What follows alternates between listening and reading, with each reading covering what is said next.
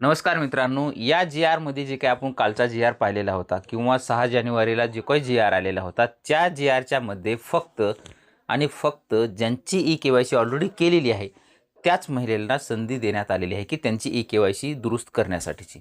स्क्रीनवर तुम्ही पाहू शकताय की आपण ज्यांनी ई-के-वाय-सी केलेली नाही, त्यांचा आधार नंबर टाकला आणि सर्च केलं तर इथे दाखवतंय की हा आधार क्रमांक ई-के-वाय-सी दुरुस्तीच्या यादीत नाही. म्हणजे ज्यांची ई-के-वाय-सी चुकलेली आहे त्यांचाच आधार नंबर टाकल्यावर इथं ई-के-वाय-सीचा ऑप्शन येतोय. एक तर नसेल तर दुसरा पर्याय, ज्यांचे पैसे बंद झालेले आहेत त्यांच्यासाठी ई-के-वाय-सी करण्यासाठी इथं पर्याय कसा येतो. जर अगोदर तुम्ही ई-के-वाय-सी केलेली असेल आणि तुमचे पैसे बंद झालेले असतील, म्हणजे तुम्ही जे काही 31 डिसेंबरच्या अगोदर जर के-वाय-सी केलेली असेल तरच तो तुम्हाला इथं ऑप्शन दाखवणार आहे, अन्यथा असाच एरर तुम्हाला येणार आहे. असा एरर जर आला तुम्हाला तर समजून घ्या 31 डिसेंबरच्या पूर्वी तुम्ही तुमची ई-के-वाय-सी केलेली नाही. अद्यापही नवीन महिलांसाठी ई-के-वाय-सी करण्याची संधी देण्यात आलेली नाही आहे.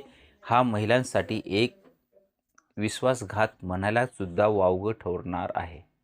कारण की ई-के-वाय-सीला जर मुदत देण्यात आलेली असेल, ऑलरेडी ज्यांनी केले असेल, चुकले असेल त्यांच्यासाठी जर देण्यात आलेली असेल, तर काही महिला शिल्लक आहेत त्यांची ई-के-वाय-सी सुद्धा या प्रोसेसमध्ये होऊन गेलेली असते, परंतु त्याच्यामध्ये नवीन लाभार्थी जे काय असतील, ज्यांची ई-के-वाय-सी करायचीच राहिलेली आहे, त्यांच्यासाठी संधी देण्यात आलेली नाही आहे.